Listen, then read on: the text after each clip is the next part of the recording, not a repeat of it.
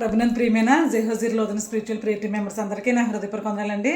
ఇది నిన్నకే ఏర్పాటు చేయబడిన వాక్య భాగము లూకాసు వార్త 18వ అధ్యాయము 27వ వచనం చదువుదామండి. ఆయన మనుషులకు అసాధ్యములైనవి దేవునికి సాధ్యములని చెప్పాను. చిన్న ప్రేయర్ చేసుకుందామండి. స్తోత్రం స్తోత్రం స్తోత్రం. పరిశుద్ధుడు పరిశుద్ధుడు పరిశుద్ధుడు సర్వభూలోకమును సృజించి దానిని నీతితోనూ న్యాయంతోనూ పరిపాలించుచు కొన్ని ఆడబడుచున్న మా ఘనమైన యేసయ్య, మీ ఘనమైన పాదములకు లెక్కించలేని వందనములు. స్తోత్రం ప్రభా. సర్వశక్తి గల దేవుడిగా మీరు ఉన్నారు తండ్రి. ఏమి ఇచ్చినా కూడా మీరు తీర్చలేం ప్రభా. వాక్యం వినిచున్న ప్రతి ఒక్క బిడ్డను నూరంతలుగా దీవించి ఆశీర్వదించి సమస్త ఘనత మహిమను మీరు పొందుకుంటారని మా కొరకు సిలువలో ప్రాణం పెట్టి తిరిగి లేచిన యేసయ్య పరిశుద్ధ నామమున మిక్కిలి వినయంతో బ్రతిమలాడి వేడుకుంటున్నాం మా పరమ తండ్రి. ఆమేన్. ప్రభునందు ప్రియమైన సహోదర సహోదరులారా, మరొకసారి నా హృదయపూర్వక వందనాలు తెలియజేస్తున్నానండి. ఇక్కడ యేసుక్రీస్తు ప్రభు వారండి. ఆయన సువార్త ప్రకటిస్తున్న సందర్భంలో ఒక ధనవంతుడైన వాడు యేసుక్రీస్తు ప్రభు వారి దగ్గరికి వచ్చారండి. నేను చాలా సత్పురుషుని ప్రభువా, నేను పరలోక రాజ్యంలో ప్రవేశించడానికి నేను ఏం చేయాలి అని ఆయన అడుగుతున్నాడండి. నా ప్రియమైన సహోదరులారా, ఇక్కడ చూడండి, యేసుక్రీస్తు ప్రభు వారు చెప్తున్నారు, సత్పురుషుడు ఈ లోకంలో ఎవరూ లేరు. సత్పురుషుడు ఉంటే కనుక యేసుక్రీస్తు ప్రభు వారు రావాల్సిన అవసరం లేదండి. నా ప్రియమైన సహోదరులారా, రోమా 5:8 చెప్తున్నాడు కదా, అందరూ పాపం చేసి దేవుడు అనుగ్రహించి మహిమను పొందలేకపోతున్న సందర్భంలో యేసుక్రీస్తు ప్రభువారు ఈ లోకానికి రావడం జరిగిందండి. నా ప్రియమైన సహోదరులారా, అందుకే ఇక్కడ యేసుక్రీస్తు ప్రభువారు చెప్తున్నారు, దేవునికి సాధ్యము కానీ దేవునికి సమస్తము సాధ్యమే. మనకి అసాధ్యమే అనుకున్నది దేవునికి సమస్తము సాధ్యమే అని దేవుడు ఇక్కడ చెప్తున్నారండి. అవునండి, యేసుక్రీస్తు ప్రభువారికి సమస్తము సాధ్యమే. ఆయన అనేకమైన సూచక్రియలు మహత్కార్యాలు చేశారండి. అందుకే అక్కడ చిన్న బిడ్డలను కూడా ఈ 18వ అధ్యాయంలో చెప్తున్నాడు. లూకాసు వార్త 18వ అధ్యాయంలో చిన్న బిడ్డలని ఆయన దగ్గర తీసుకొచ్చి ప్రతి ఒక్కళ్ళు కూడా ఆయన స్పర్శ చూస్తే చాలు నా బిడ్డలు బాగుపడతారన్న ఉద్దేశంతో తల్లిదండ్రులందరూ తమ చిన్న బిడ్డలు తీసుకొచ్చారండి.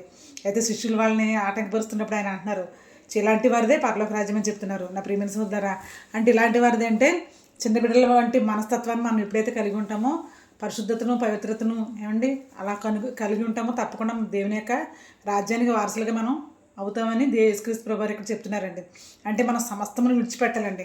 పాపం అనేది ఏదైతే ఉందో అది దేవునికి ఇష్టం లేని కార్యం ప్రతిదీ కూడా మనం విడిచిపెట్టే వారికి ఉండాలండి.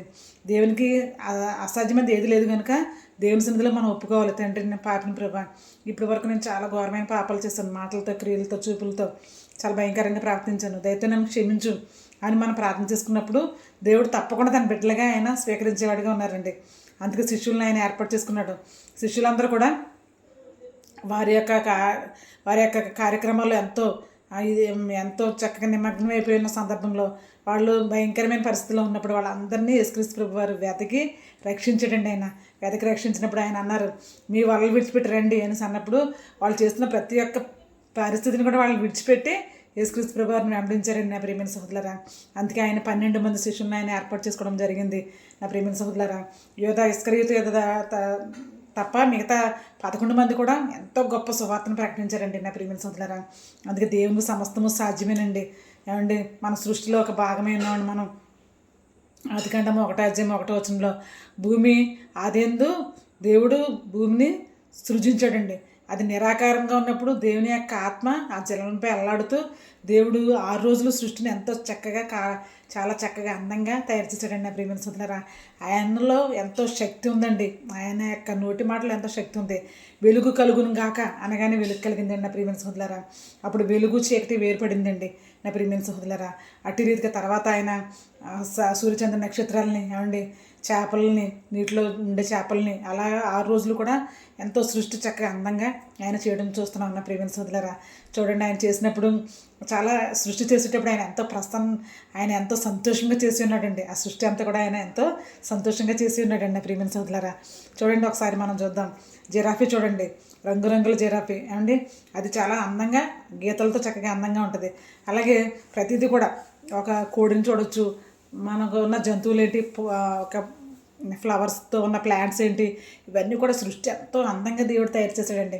ఎంతో శ్రద్ధ కలిగి ఆ సృష్టిని ఎంతో సంతోషంగా తయారు చేశాడండి. మనం కూడా చాలా ఆహ్లాదంగా భావిస్తాం.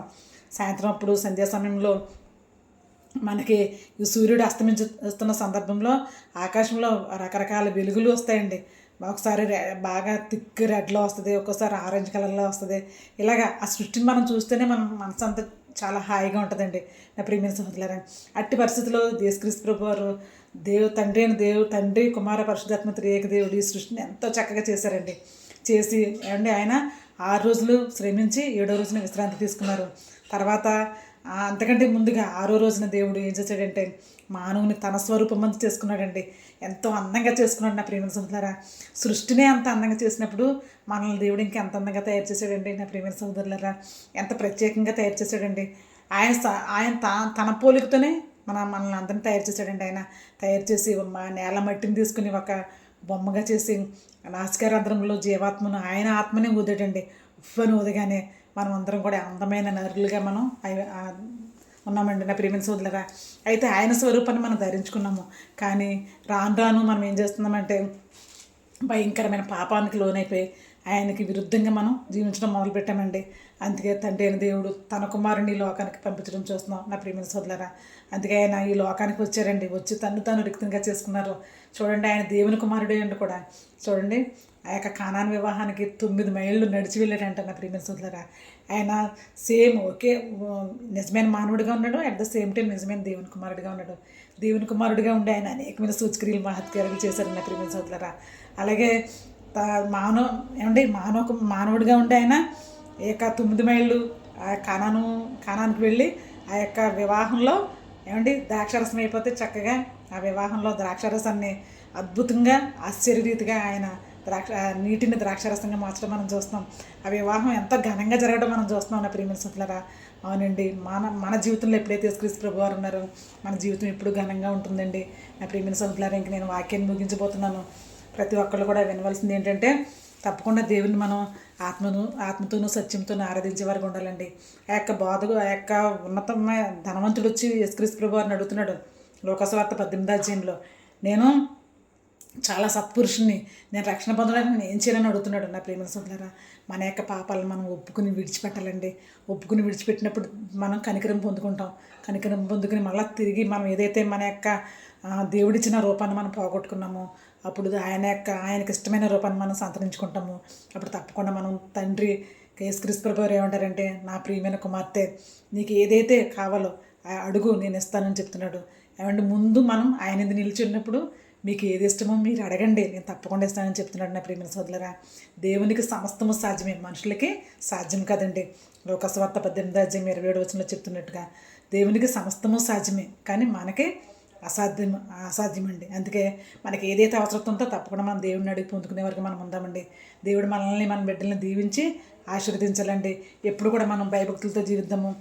దేవునికి ఇష్టమైన జీవితాన్ని జీవించలాగిన పరిశుద్ధాత్మ దేవుడు మనల్ని దీవించి ఆశీర్వదించును గాక. ఆమేన్.